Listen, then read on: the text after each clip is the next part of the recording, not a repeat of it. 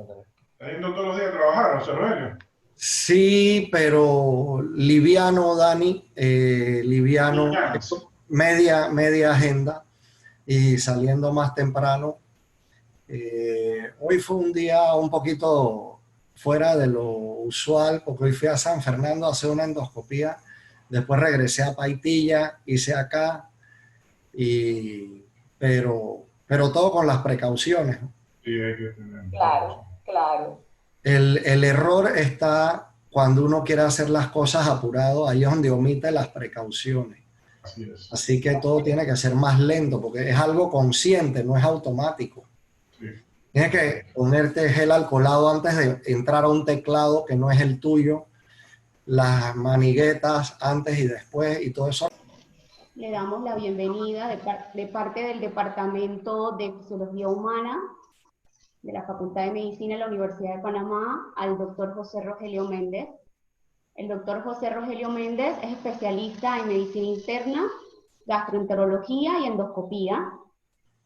Actualmente es profesor clínico especial de gastroenterología en la Universidad de Panamá desde 1987 al presente año ad honorem.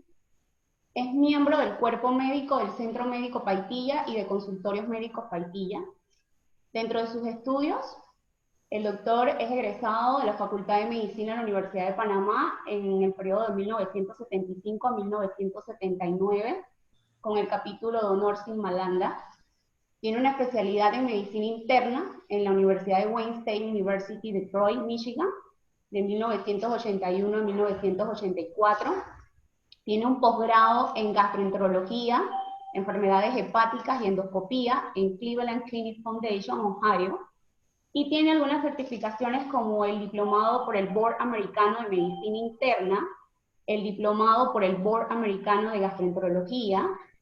Es presidente de la Asociación Centroamericana de Gastroenterología en el periodo, fue 1998 al 2000, y en el periodo de 2008 al 2012 fue gobernador para el capítulo de Centroamérica del American College of Physicians desde ese año. Así que con ustedes los dejamos con el doctor Rogelio Méndez y espero que sea para todos de su agrado su conferencia. Bienvenido, doctor. Así que lo dejo para que comparta pantalla. Gracias, profesora. Estoy aquí aprendiendo los comandos. Me dice si la logran ver, si está compartida la pantalla. Sí, se ve muy bien. Ok. Bueno, es de mi agrado estar de vuelta a las clases de fisiología. Para mí siempre es un agrado regresar a mi alma mater simplemente para decirle a los alumnos que hace unos años, ya vieron las fechas, yo estaba ahí sentado en el antiguo salón de clases donde ustedes daban y la doctora Oris Lam de Calvo fue mi compañera de clases, así que somos viejos compañeros, colegas y amigos desde hace muchos años. También quería decirles que como exalumno de la facultad y habiendo hecho internado en el Santo Tomás y en Chiriquí, después yo me motivé a hacer posgrado en Estados Unidos. Igualmente bueno era hacerlo en el Seguro Social, pero yo tenía esa motivación, así que me motivé a pasar los exámenes que había que tomar para aplicar. Pero lo que les quiero decir es que una vez que entré al sistema americano, me di cuenta que el aprendizaje logrado en nuestra escuela de medicina y en nuestros años de internado es valiosísimo y nada que envidiar a los colegas míos norteamericanos o de otros países, porque a Estados Unidos llegan hindúes, pakistaníes, chilenos, mexicanos, o sea, eran las Naciones Unidas. Yo no tenía nada que envidiarle a la preparación que ellos tenían. Obviamente tuve que aprender el idioma a golpe, fue duro, me tomó como 4 o 6 meses. Yo dormía con un diccionario, acuérdense que no había iPhone y el internet todavía estaba empezando y tenía que traducir bien mis historias clínicas libres de errores de ortografía, así que no dormía, mientras los otros se acostaban a las 2 de la mañana o a las 3, yo me iba en blanco hasta el día siguiente corrigiendo mis historias, pero bueno, todas esas son enseñanzas que quedan y les digo que tienen una buena universidad y facultad, así que aprovechenla, sobre todo que es una de las pocas del mundo que es gratuita. Bueno, el tema de hoy es patofisiología de las ictericias y casos clínicos para aplicar lo aprendido. Déjame ver, para pasar. Exacto.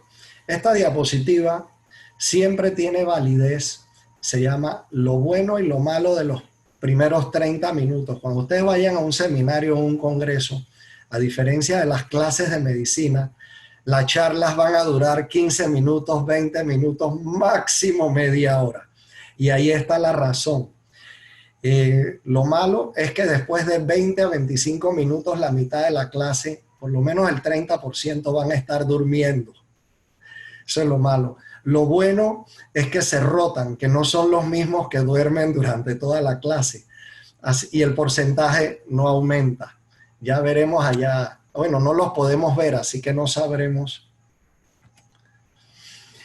Esta diapositiva, ¿cómo se define ictericia? Es la coloración amarilla de piel y escleras. Y la palabra escleras es muy importante porque está de moda la carotenemia.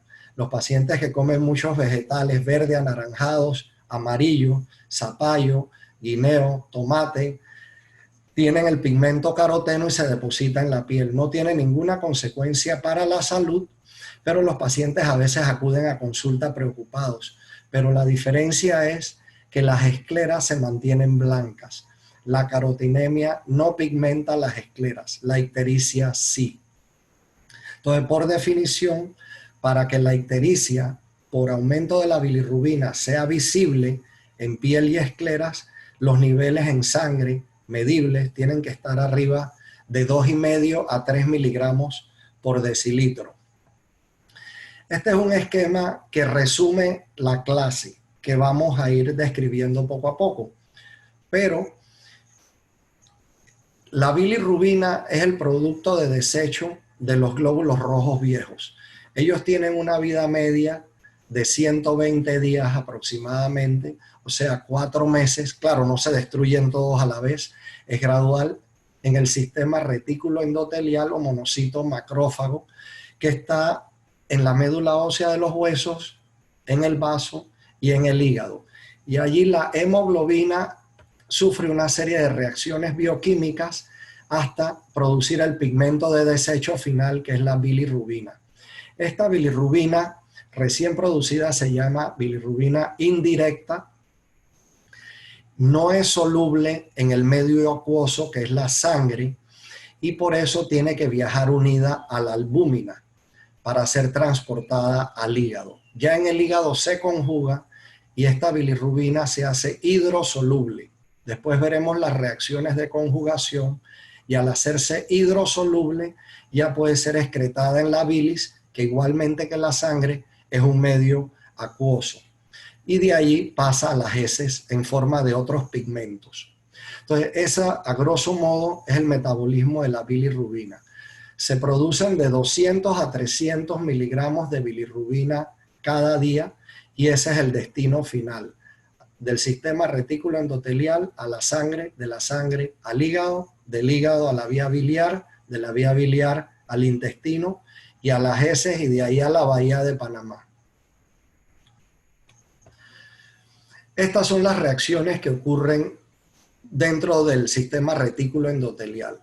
Lo primero que ocurre es que bajo efecto de la enzima oxigenasa del hEM, este anillo tetrapirrólico se abre, pierde su átomo de hierro y pierde la cadena de globina, que es la proteína.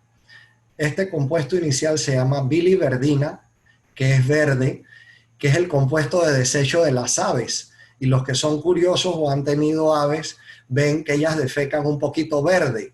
Ellas no la transforman a bilirrubina. Nosotros sí.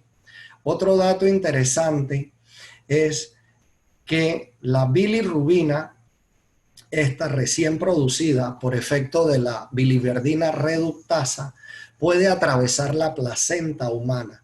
Entonces, el bebé, el feto, in útero, también está produciendo bilirrubina.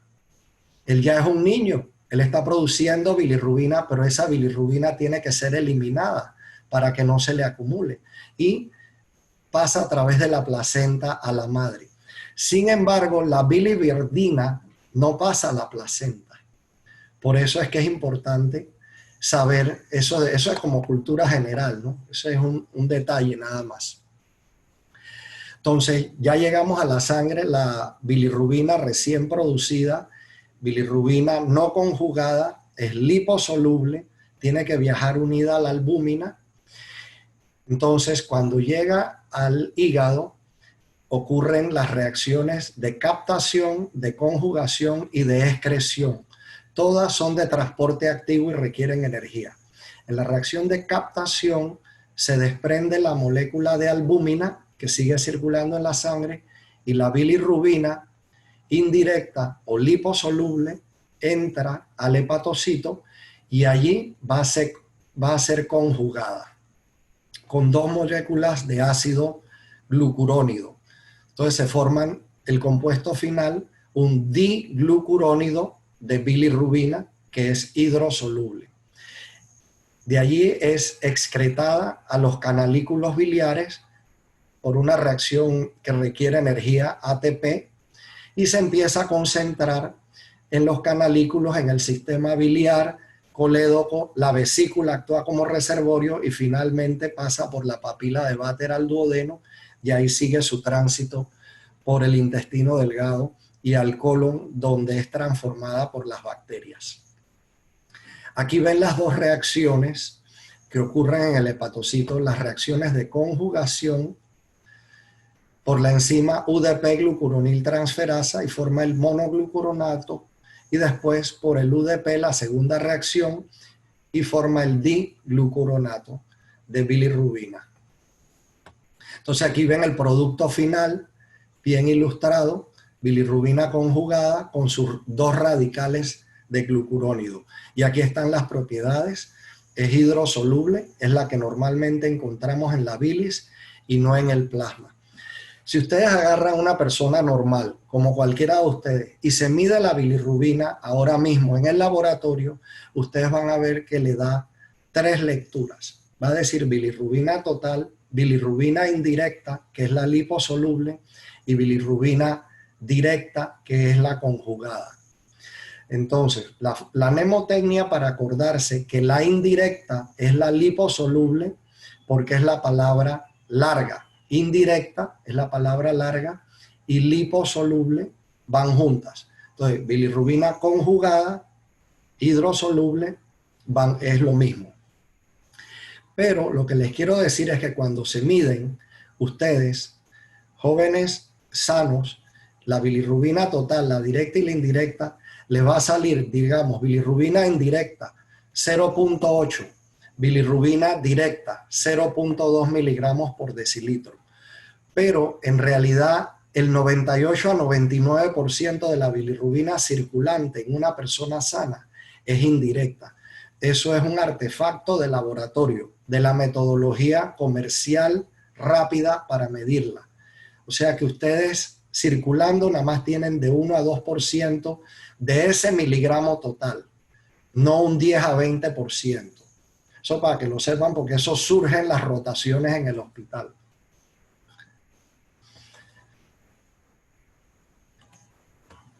Aquí tenemos lo que transcurre después que el hepatocito excreta la bilirrubina conjugada a los canalículos biliares. Ella sufre unas reacciones por las bacterias anaeróbicas en el colon y se transforma en el producto final urobilinógeno.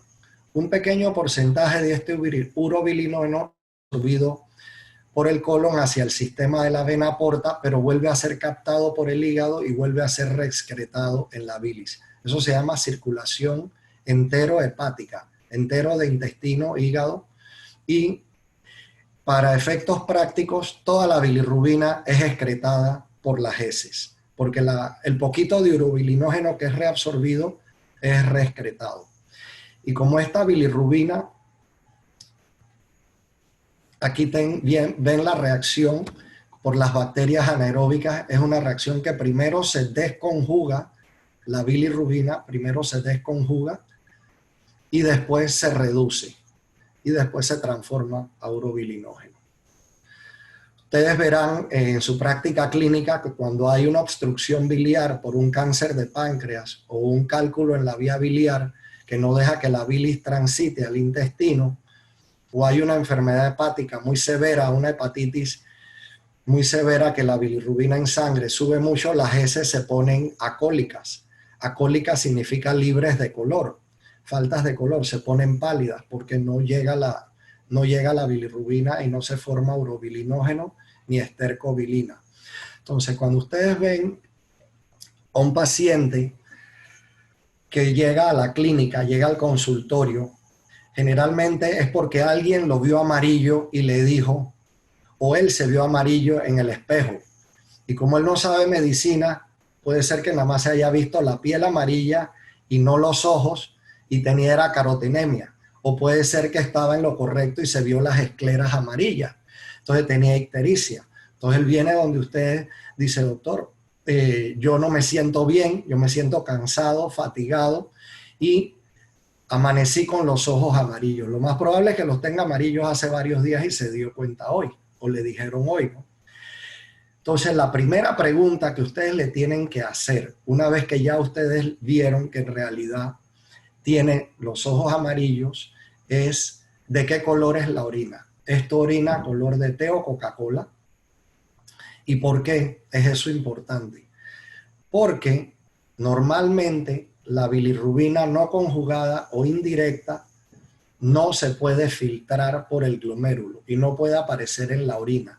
¿Por qué? Porque recuerden que ella viaja unida a la albúmina en la sangre. Y la albúmina es una macromolécula, es una proteína grande.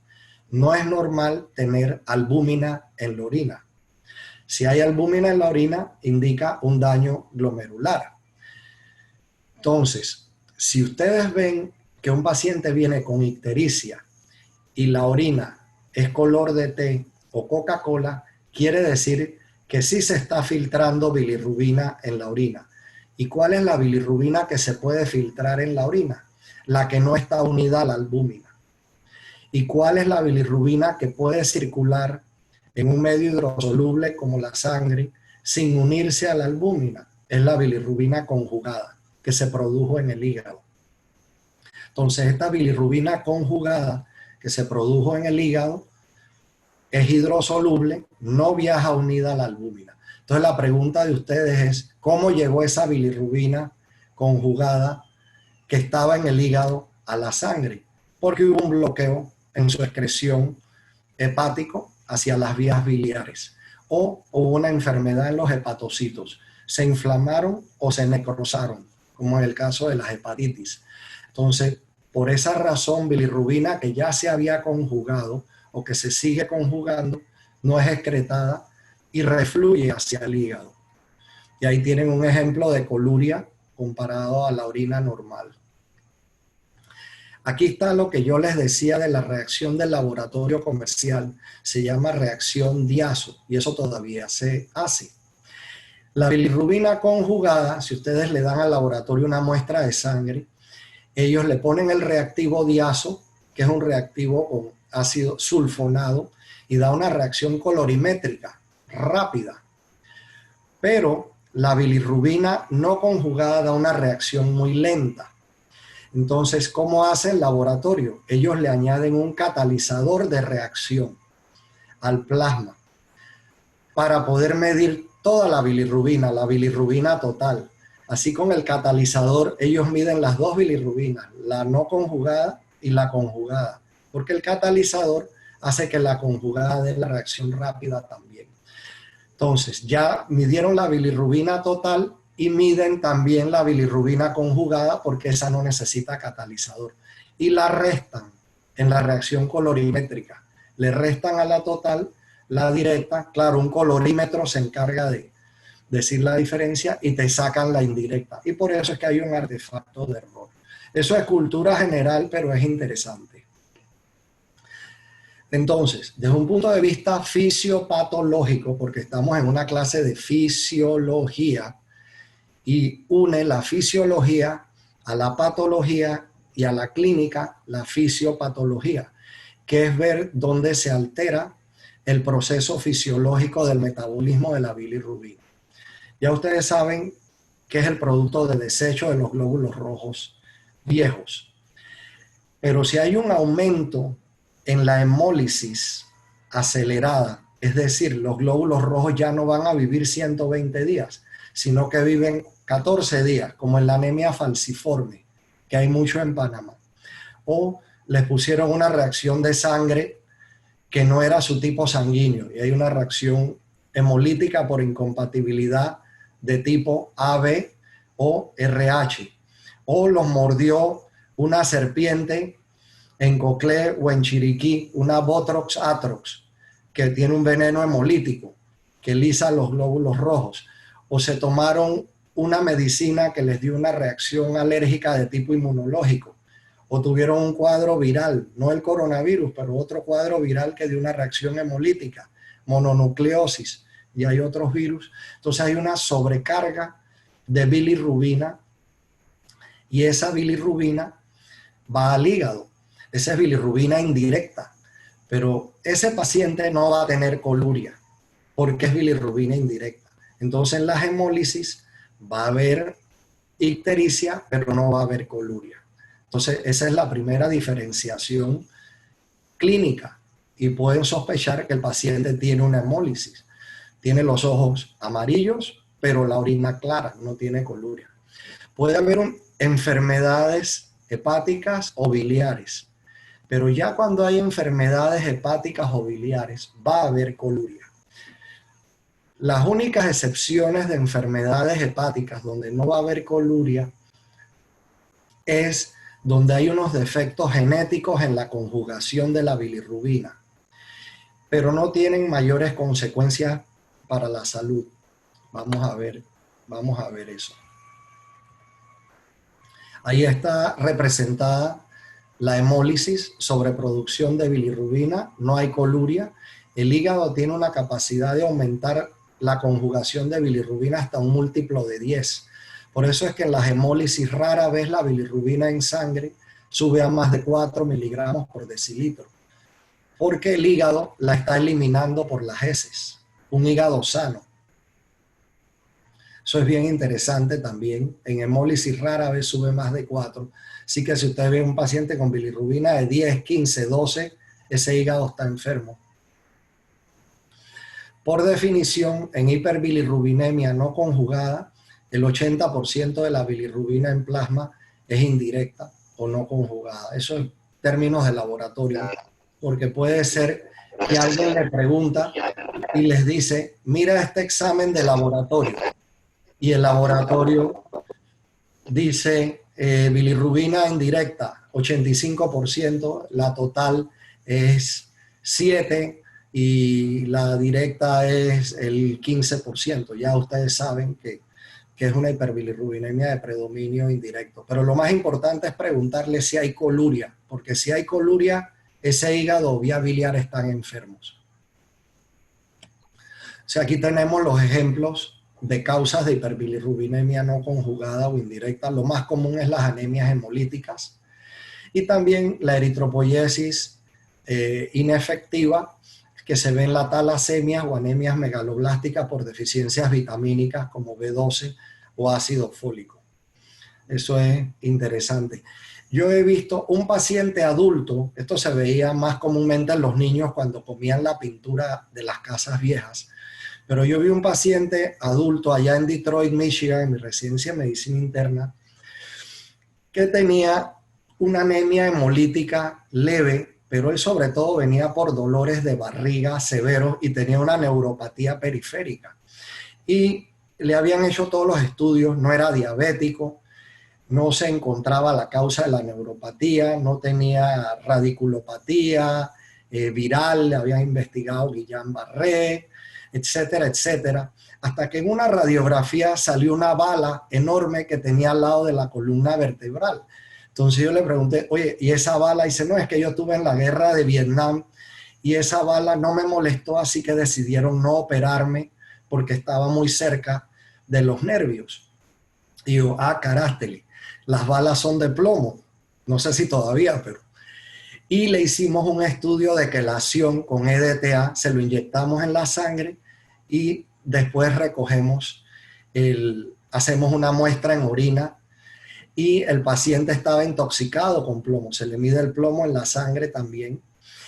Y él lo que tenía era saturnismo, intoxicación por plomo crónica, de la disolución de la bala. Entonces se le puso en tratamiento con EDTA y todos los síntomas se fueron resolviendo. La hemólisis, el dolor abdominal y los dolores y la neuropatía. Entonces lo que les decía, que en hemólisis rara vez los niveles en sangre sobrepasan los 5 miligramos por decilitro por la capacidad del hígado de conjugar hasta 10 veces más los niveles normales de bilirrubina en sangre. Solo si hay enfermedad hepática puede subir arriba de 5 miligramos. ¿Cómo sospechan hemólisis? Porque la hemoglobina va a estar disminuida. Desciende el hematocrito, aumentan los reticulocitos, que son los glóbulos rojos jóvenes que la médula ósea está tratando de compensar y reemplazar a los que mueren. Y eso es medible en la sangre, los reticulocitos.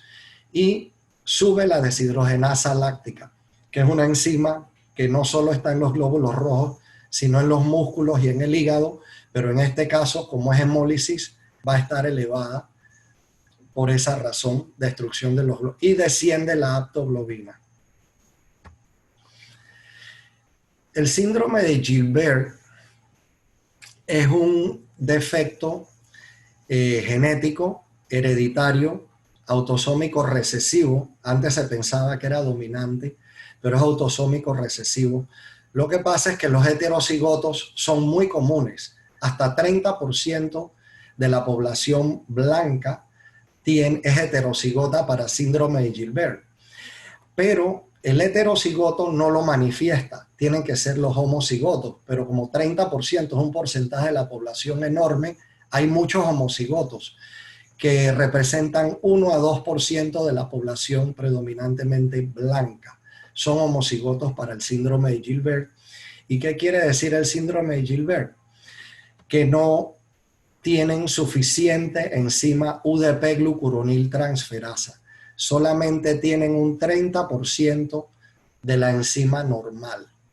Pero el 30% es suficiente para vivir hasta los 90 o 100 años.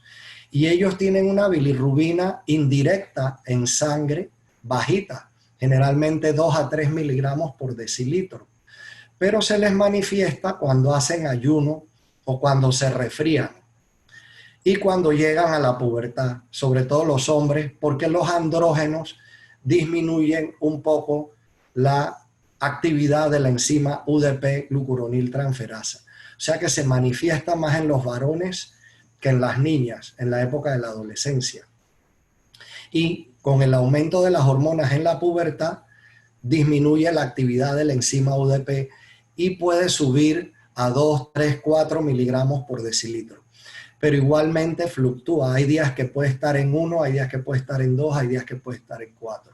El ayuno duplica el nivel de bilirrubina indirecta en sangre y esa es la prueba que hacemos generalmente cuando vemos, generalmente es alguien sano, porque el Gilbert no da ningún síntoma, tú vives con eso toda la vida, si le haces una biopsia al hígado está normal y si mides las transaminasas hepáticas están normales. Así que la única anormalidad es una bilirrubina indirecta elevada en la sangre. No tienen coluria, obviamente. Entonces él viene a la clínica y dice, doctor, me mandaron donde usted porque me dijeron que tengo hepatitis. Digo, ¿tienes la orina color de té o Coca-Cola? No. ¿Te sientes fatigado, cansado, con sueño? Dice, sí, es que yo estudio medicina y me trasnocho todos los días. Bueno, entonces tienes una excusa para estar fatigado y cansado. Pero no tienes hepatitis. A ver las transaminasas, que ya te las hicieron, son normales, la ALT, la AST, la fosfatasa alcalina. Bueno, si es adolescente, la fosfatasa alcalina va a estar un poquito alta por los huesos, ¿no? Huesos en crecimiento. pero si es un adulto debe estar normal, dentro de límites normales. Entonces yo lo veo, tiene ictericia de escleras, no tiene coluria, ya yo sé que es hiperbilirrubinemia indirecta y se siente bien y las enzimas hepáticas están normales. Entonces me toca diferenciar si es un síndrome de Gilbert o es una hemólisis, porque la hemólisis también te va a dar hiperbilirrubinemia no conjugada y no te va a dar coluria. Entonces le pido una hemoglobina, un hematocrito, una deshidrogenasa láctica, una aptoglobina y unos reticulocitos. Y todo eso va a venir normal. Entonces ya yo sé que el paciente no tiene hemólisis. Facilito, ya yo sé que no tiene hemólisis, tiene hemoglobina normal, sé que no tiene enfermedad hepática, así que lo único que me hace falta es confirmar el síndrome de Gilbert. ¿Cuál es la prueba? Lo pongo a ayunar por 48 horas. Dice, doctor, yo no puedo estar sin comer 2 días. Digo, claro que no. Tú vas a tomar líquidos de dieta con edulcorantes. Si tomas té, va a ser endulzado con edulcorante, con stevia, etcétera, lo que quieras. Si tomas jugos, va a ser de dieta. Si tomas soda, va a ser de dieta con edulcorante. Y ustedes saben que las bebidas endulzadas con edulcorante tienen 1 o 2 calorías. Así que él no va a pasar de 400 calorías por día, que es la dieta que queremos. Y le puedo decir que puede comer vegetales. Pueden comer vegetales también. Con vegetales, si no le pone mayonesa y Thousand Island y esas cosas, no va a llegar a 400 calorías. Así que puede comer vegetales, tomar todo el agua y líquidos de dieta y por 2 días y se mide la bilirrubina antes de empezar la dieta y después. Y el nivel en sangre se va a duplicar porque el ayuno hace que se duplique el nivel ya que disminuye la actividad de la enzima glucuroniltransferasa. Por cultura general, ahí van a haber 2 síndromes que son muy raros, autosómicos recesivos también, igual que el de Gilbert, pero yo nunca he visto ninguno, porque el Crigler-Najjar tipo 1 es incompatible con la vida, porque no tiene la enzima UDP glucuroniltransferasa. Entonces, si nace un bebé que no tiene la enzima, no la puede conjugar, entonces la bilirrubina indirecta va a acumularse y va a subir a más de 20 y le va a dar un kernicterus, porque va a atravesar la barrera hematoencefálica y se deposita en los ganglios basales y produce retraso mental y físico y motor. Y si ese bebé no consigue un trasplante hepático, va a fallecer. Y es muy difícil conseguir un trasplante hepático para un bebé recién nacido, por el tamaño del hígado que tienes que ponerle a ese bebé. Si es un Crigler-Najjar tipo 2, va a tener el 10% de la enzima. Y ese paciente, ese bebé, su bilirrubina va a subir a 10, 15, pero si se le da fototerapia, la fototerapia causa una isomerización de la bilirrubina que está circulando por los capilares de la piel y la vuelve hidrosoluble. Entonces, a falta de la enzima en el hígado, la luz ultravioleta o la luz azul de la fototerapia, claro, le ponen unas gasitas al bebé, un antifaz para que no le afecte los ojos, la retina. Y no lo pueden dejar ahí 24 horas todos los días de su vida porque lo van a cocinar y le va a dar cáncer de piel o cualquier otra cosa. Entonces, esto es una medida temporal que se hace en los bebés que tienen Crigler-Najjar tipo 2 o los prematuros que desarrollan ictericia fisiológica del recién nacido.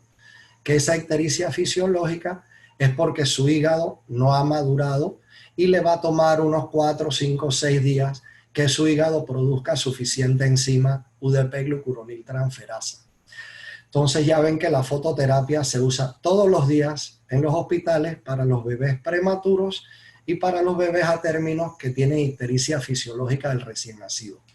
Los Crigler-Najjar tipo 2 inicialmente se pondrán bajo la luz ultravioleta hasta que se pueda conseguir un hígado, ellos tienen un poquito más de tiempo, o también les ayuda el fenobarbital, porque el fenobarbital es inductor enzimático y hacen que ese 10% de UDP aumente a un 20%, a un 30% y pueden vivir años en fenobarbital y no se mueren de kernicterus. Pero el Crigler-Najjar tipo 1 sí se muere. Yo nunca he visto ninguno de esos dos síndromes, pero probablemente los pediatras sí. En la luz fluorescente es la reacción de fotoisomerización. Y la ventaja de esta bilirrubina no conjugada, que está fotoisomerizada, es que ella no tiene que ser conjugada en el hígado. Acuérdense que el problema de estos bebés es que tienen una deficiencia parcial.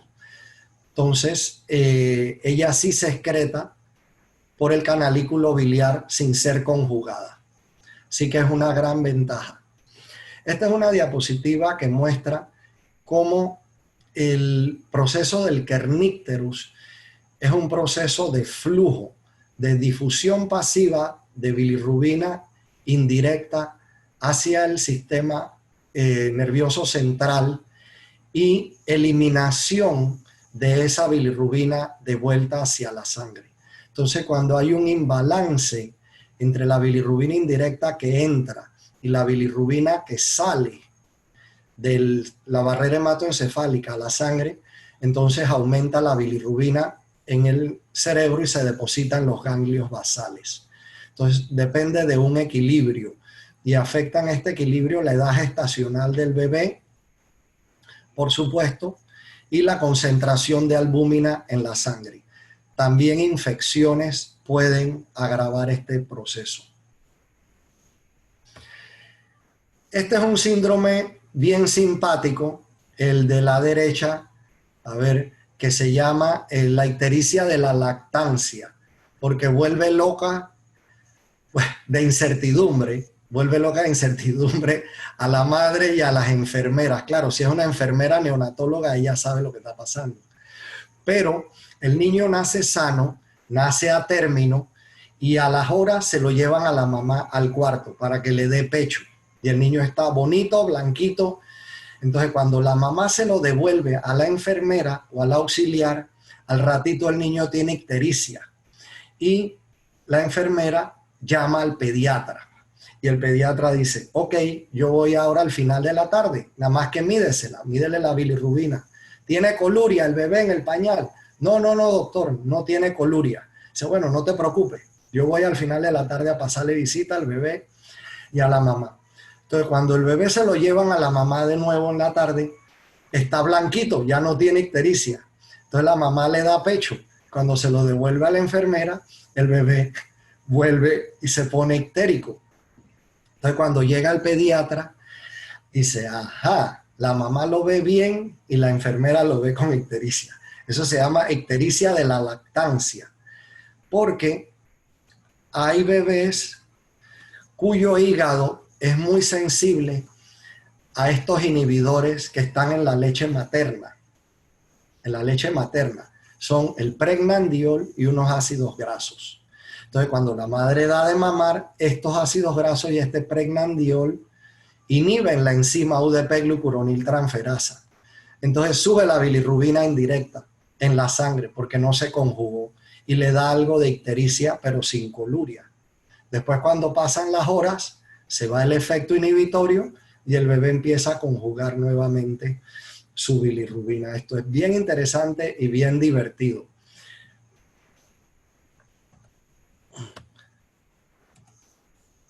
Entonces, lo que más comúnmente van a ver en la práctica clínica es esto que está acá abajo. Las causas adquiridas de hiperbilirrubinemia conjugada o hiperbilirrubinemia directa. Estos pacientes obviamente van a tener coluria y ya ustedes saben que va a haber una enfermedad hepatobiliar y ellos estaban sanos hasta hace un día, hasta hace una semana, hasta hace 3 meses. O sea que son causas adquiridas. Pero lo primero que ustedes preguntan es, ¿y desde cuándo estás amarillo? Dice, bueno, me dijeron que hace 3 días. Digo, ¿y la orina? Dice, la anoté hoy, color de té o Coca-Cola. Digo, ok, perfecto. O sea que ya ustedes saben que esto es reciente, es adquirido. Y saben que es enfermedad hepatobiliar porque tiene coluria. Ahora tienen que definir qué enfermedad hepatobiliar va a ser. Pero ustedes todavía no se han graduado porque son estudiantes de fisiología, pero sí se conocen el metabolismo de la bilirrubina. Así que ustedes están pensando ¿Dónde está el bloqueo que le produce hiperbilirrubinemia conjugada? Obviamente la bilirrubina conjugó, pero no se excretó, sino que regresó a la sangre y de ahí al riñón. Y aquí lo ven ilustrado en esta diapositiva. Se conjugó en el hepatocito, una parte se excretó, pero otra parte refluyó a los sinusoides hepáticos. Y esta bilirrubina conjugada es hidrosoluble. Ella no se une a la albúmina y ella se excreta por el riñón y da coluria. Entonces, ¿cuáles los cuadros clínicos o síndromes clínicos? Ustedes saben lo que es un síndrome, a lo mejor no saben lo que es un síndrome. Un síndrome es un conjunto de signos y síntomas que puede tener muchas etiologías, muchas causas. Entonces, hay un síndrome de la cefalea. Puede ser por un tumor cerebral, puede ser por una migraña, puede ser por un aneurisma. El síndrome de la ictericia por hiperbilirrubinemia conjugada puede ser por dos grandes grupos, enfermedad hepatocelular o colestasis. Y van a ver que ahora las pruebas hepáticas, lo que se llama el perfil hepático, es lo que nos diferencia los cuadros hepatocelulares, que también les decimos cuadros de necrosis hepatocelular o los cuadros de colestasis, por las pruebas hepáticas. En ambos hay hiperbilirrubinemia conjugada y hay coluria, pero hay diferentes etiologías. Por ejemplo, en la enfermedad hepatocelular lo más común es la hepatitis. Ustedes han oído la hepatitis A, la hepatitis B, la hepatitis C, la hepatitis D y la hepatitis E. Son las 5 hepatitis clásicas. Y en las hepatitis, los hepatocitos o se enferman o se mueren. Claro, no todos, porque si no el paciente se moriría o necesitaría un trasplante hepático. Pero en el 95 a 99% de las hepatitis virales, el paciente se cura solo, del 95 al 99%. Hepatitis fulminante es 1%, a veces 2%, pero es la minoría. 98-99% se curan solos. Entonces, lo que les quiero decir, porque la pregunta que me hacen siempre es si se enferman todos los hepatocitos o se necrosan todos los hepatocitos. Entonces, ¿por qué hay hiperbilirrubinemia también no conjugada en la sangre o conjugada? Y empiezan a tratar de jugar con los números. Acuérdense que no todos los hepatocitos están enfermos, ni todos los hepatocitos se están muriendo. Hay sanos, hay enfermos y hay muertos. O sea que hay una combinación de hiperbilirrubinemia, pero hay coluria, porque se afectó la excreción. Por definición, cuando miden la bilirrubina en sangre, si más del 50% es conjugada, ya saben que están ante enfermedad hepatobiliar. Entonces, en el síndrome de necrosis hepatocelular, como la ALT y la ST están dentro del citosol, del citoplasma, se elevan porque se rompe la membrana celular. Cuando hay necrosis, la membrana celular se rompe. Cuando hay apoptosis, la célula muere con su membrana celular intacta. Esa es la diferencia entre apoptosis, que es muerte celular programada, y necrosis. Entonces, la apoptosis no libera enzimas, porque es un proceso genético. Típicamente, en la necrosis hepatocelular, la ALT y la AST se elevan a más de un múltiplo de 10 y la fosfatasa alcalina a menos del triple. Entonces ustedes dicen, ¿pero por qué a menos del triple si también es una enzima? Sí, pero esa enzima no está dentro del citosol. Esa enzima está en la membrana canalicular y ella aumenta, es por inducción. Cuando hay inflamación, entonces hay una inducción para que ella se sintetice, a diferencia de las otras que escapan de la célula cuando se rompe la membrana celular.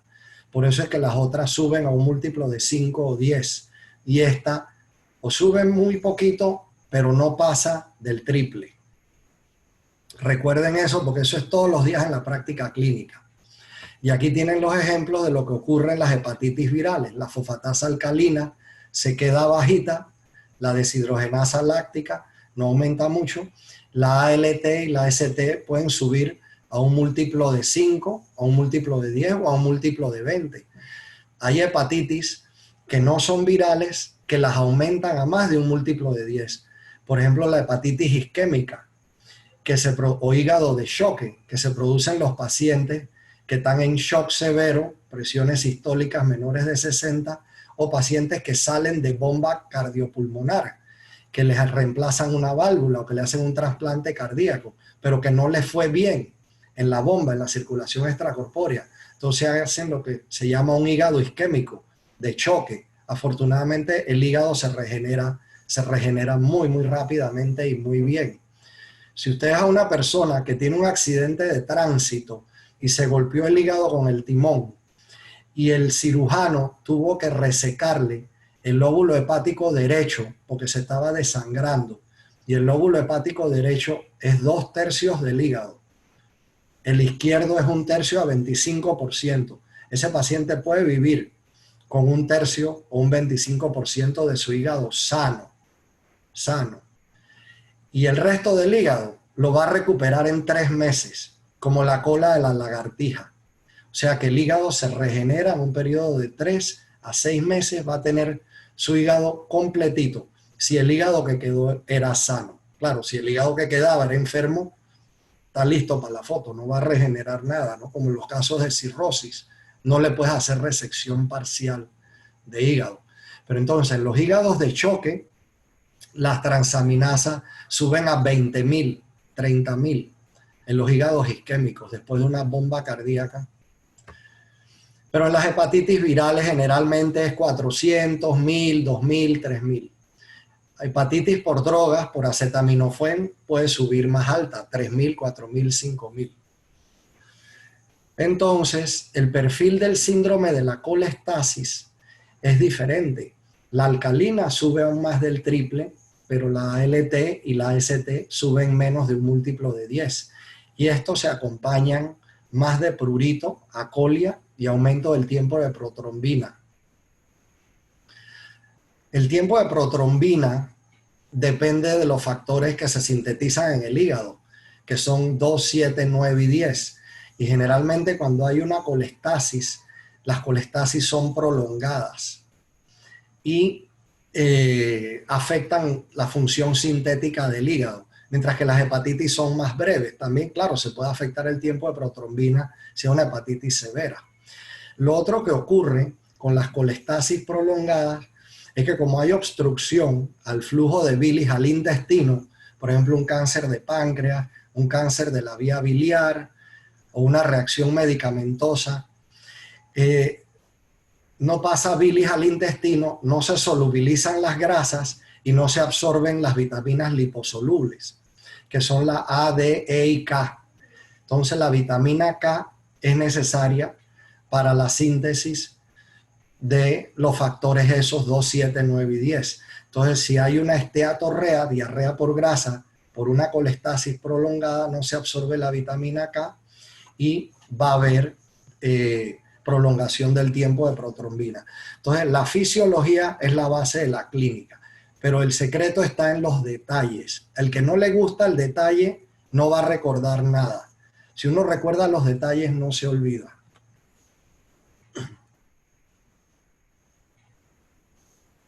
Entonces ahora vamos a ver ya cómo es más el manejo clínico. Ya saben el metabolismo de la bilirrubina hasta que llega a la bahía de Panamá.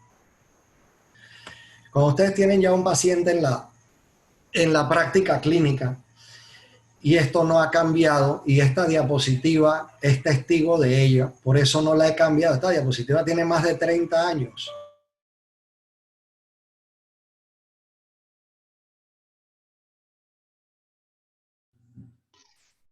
¿Te salió el doctor? Sí, Sí, creo que se salió. sí, al parecer. Déjeme decirle.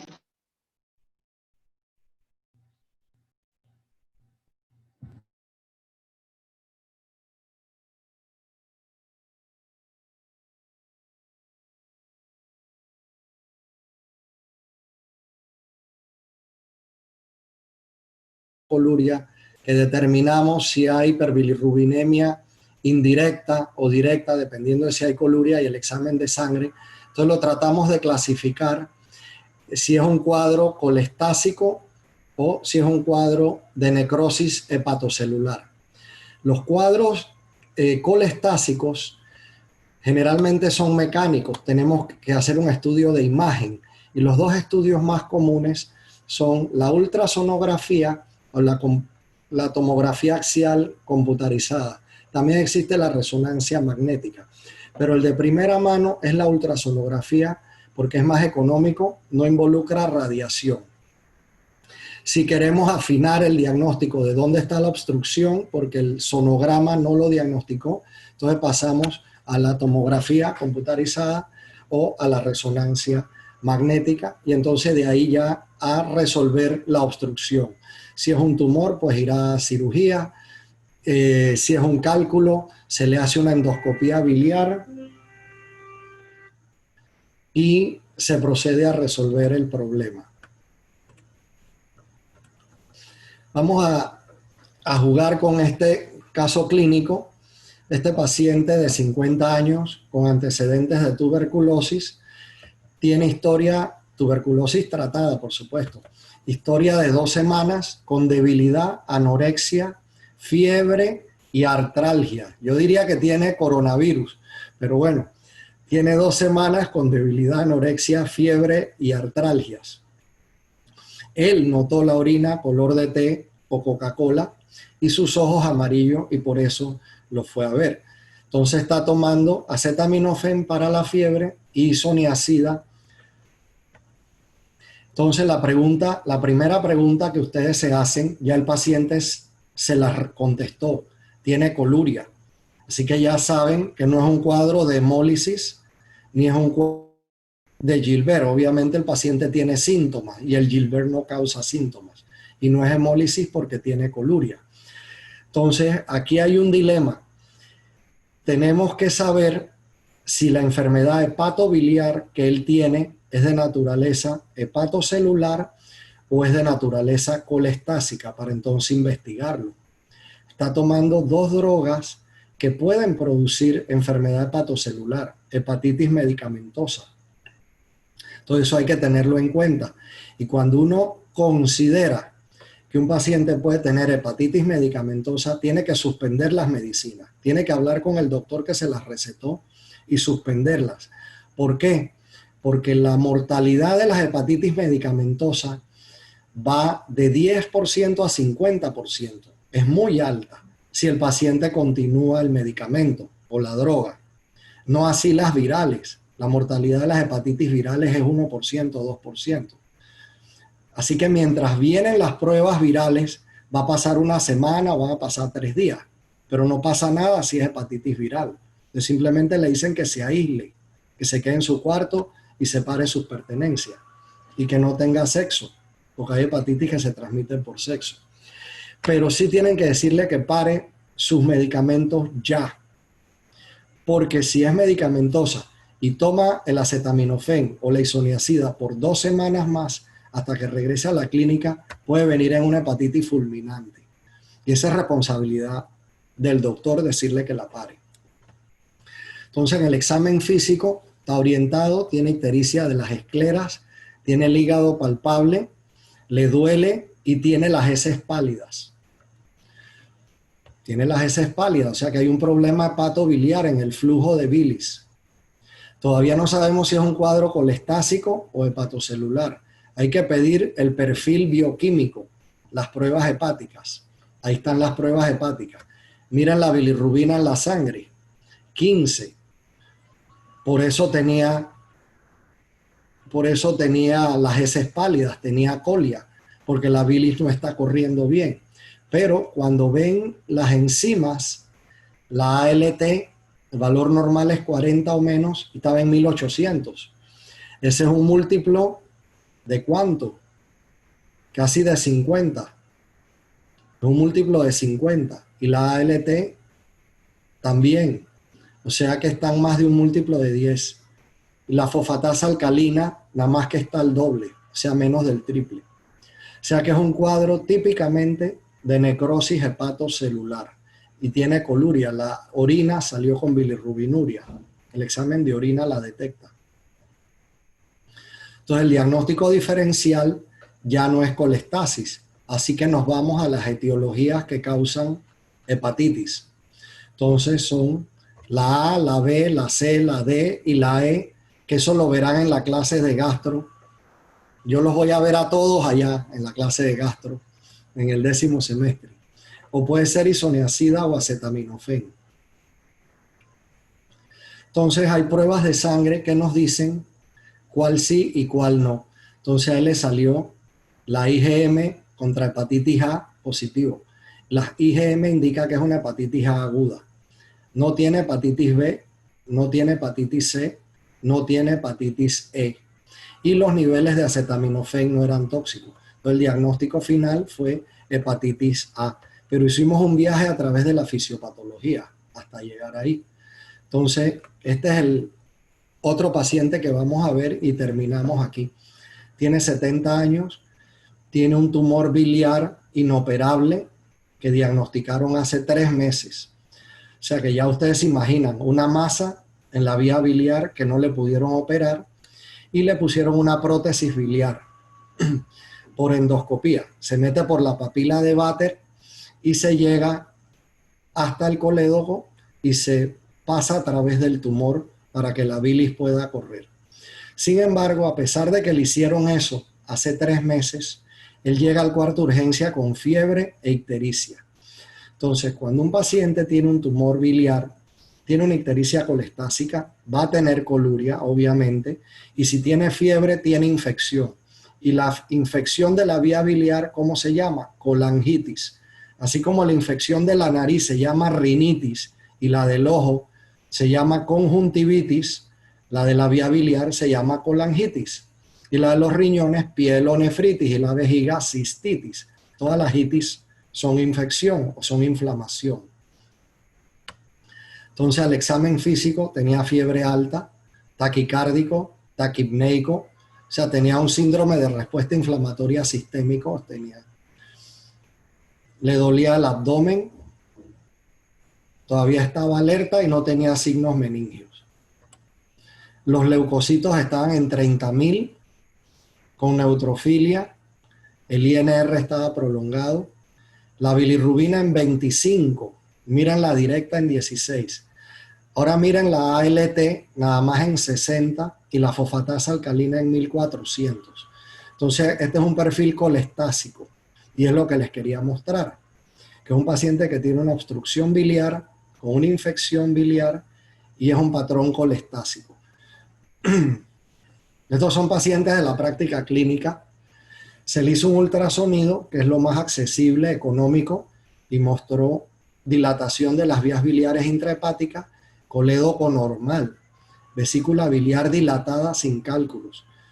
Entonces, esto lo que indica es que la obstrucción biliar es alta, está a nivel del colédoco alto, suficiente para dilatar la vesícula y las vías biliares intrahepáticas, pero no dilata el colédoco intrapancreático. No vieron abscesos hepáticos y se hizo una tomografía que vio el tumor en el hilio biliar, 7 centímetros, dilatación de las vías biliares. Vieron la prótesis metálica que le pusieron en otro sitio, pero obviamente si tiene bilirrubina alta en 25 es que la prótesis no está funcionando, que está obstruida. Entonces, como todo paciente con sepsis o infección, hay que darle antibióticos, hay que hidratarlo. Se le hizo una endoscopía biliar que se llama CEPRE y se le colocó otra prótesis por dentro de la anterior para poder drenar la bilis. Y aquí están las imágenes de las prótesis. La sombra periférica es la prótesis metálica y la plástica es la que nosotros pusimos por dentro de la metálica. Y aquí está cómo se veía la metálica en el estudio de imagen. Y este es el estudio endoscópico que muestra la colocación de la prótesis biliar plástica por dentro de la metálica. Entonces miren cómo evolucionaron las pruebas hepáticas. Él ingresó el 19 de septiembre y el 20 En 24 horas ya los glóbulos blancos habían bajado a la mitad. Es impresionante cómo la sepsis biliar mejora cuando se drena. Y hay una norma en que el paciente nunca se debe considerar demasiado enfermo para drenar la vía biliar, porque es lo único que le puede salvar la vida. La vía biliar se puede drenar endoscópicamente o radiológicamente por vía percutánea o quirúrgicamente yendo a cirugía. Pero la más eficiente es la endoscópica y la más cruenta es la quirúrgica. Y la radiológica está en intermedia, ¿no? Y la bilirrubina sí va bajando más lentamente porque el hígado ya está impregnado y los tejidos periféricos también están impregnados. Bueno, ese es el fin de la clase. Esto es nada más para contarles una anécdota. Yo fui a Nuevo México, que es puro desierto, y quisimos pasear en globo. Fui con mi esposa y una de mis hijas, y para mi sorpresa el globo se lleva en esa canasta, en un carrito de un tráiler, a la mitad del desierto. Y hay 400 de estos carritos con canastas. Todo el mundo, los turistas, estamos haciendo lo mismo. Y en la canasta caben 10 personas. Y esto es un lanzallamas. Esto es un lanzallamas que está alimentado por gas, por un tanque de gas que está dentro del carrito. Es como meterse en una estufa de gas, en una bomba aérea. Y entonces, aquí, esta es mi hija, esta es mi esposa, este soy yo, y este es el lanzallamas, y este es como paran el globo. Encienden el lanzallamas dentro del globo, en tierra, el aire se calienta, y al aire calentarse el globo sube, así que mejor que estés agarrado. Y aquí ya estábamos viajando en el globo, y estos eran otros globos de los vecinos que iban por distintos lugares. Entonces Nuevo México es precioso, es rocoso, y en un momento yo pregunto, ¿y ese río qué es? Dice, ese es el río que nos separa de México. Yo le digo, da la vuelta, yo no quiero ir a México, van y nos disparan desde México. Dice, nosotros no podemos dar la vuelta, los globos no tienen timón. La única forma de cambiar la dirección del globo es subiendo la altura o bajando la altura, porque los capitanes de globo, así como los capitanes de aviones y de helicópteros, tienen que navegar con licencia y horas de experiencia, y ellos saben en qué dirección van las corrientes de viento y a qué altura y a qué velocidad. Todo eso se los están dando por una computadora. Entonces la forma de regresar es subiendo o bajando y coger una corriente que venga de regreso. Y el capitán que nos tocó a nosotros cruzó el Atlántico. Le tomó 3 días, cruzó el Atlántico en globo. Así que bueno, gracias por escucharme y hasta la próxima clase en el 10º semestre. Si hay alguna pregunta o algo, a la orden. Chicos, estamos en las... Muchas gracias, doctor, por su conferencia. Qué experiencia, ¿no? Sí. Chicos, si tienen alguna pregunta al doctor, están abiertas para hacérselas. Dudas, los profesores invitados.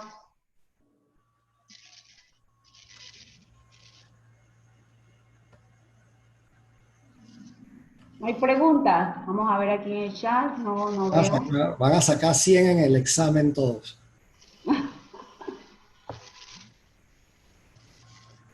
Profesora, en el examen, ¿qué le vamos a poner? ¿Preguntas teóricas o casos clínicos? Usted decide. Sí, ¿verdad? Tengo bastantes casos clínicos diferentes a eso. O se los guardo para el 10º semestre. ¿Qué quieren, chicos? ¿Se lo guardan para el 10º o para ahorita? 10º. Para 10º. A ver, chicos, ¿no tienen dudas, preguntas, algo que quieran consultarle al doctor? Aprovechen ahorita. Parece que todo quedó muy claro. Buenas tardes. Ok, Marta. Me llamó mucho la atención lo que dijo de los bebés que se ponen histéricos cuando amamantan. Quería consultarle si eso sigue sucediendo durante toda la lactancia o ellos generan, se les disminuye esa sensibilidad que tienen en el hígado y dejan en algún momento Excelente. Excelente pregunta porque les debí dar la respuesta y me la salté. Entonces, ¿qué hace el pediatra? Le explica a la mamá lo que está pasando y le tienen que dar leche maternizada, leche comercial. Porque la leche comercial no tiene pregnandiol ni tiene esos ácidos grasos de la madre. Entonces se le cambia la leche y ya. Gracias. Pero claro, al cambiarle la leche y la madre no dar pecho, ella deja de producir lactancia, o sea que todo se acaba ahí. Todo termina ahí al dejar de darle lactancia. Profesor, una pregunta con respecto a lo que está diciendo. ¿Esto no afectaría al niño con respecto a la parte inmunológica, al no recibir entonces la inmunoglobulina de parte de la madre? Sí, sí, los niños deben recibir su leche materna el mayor tiempo posible. Generalmente mínimo 4 o 6 meses, otras madres dan hasta el año. Pero sí, es correcto, dejan de recibir inmunoglobulinas maternas. Y los pediatras siempre recomiendan la leche materna antes que la leche maternizada, porque es una protección. Claro, gracias. A la orden.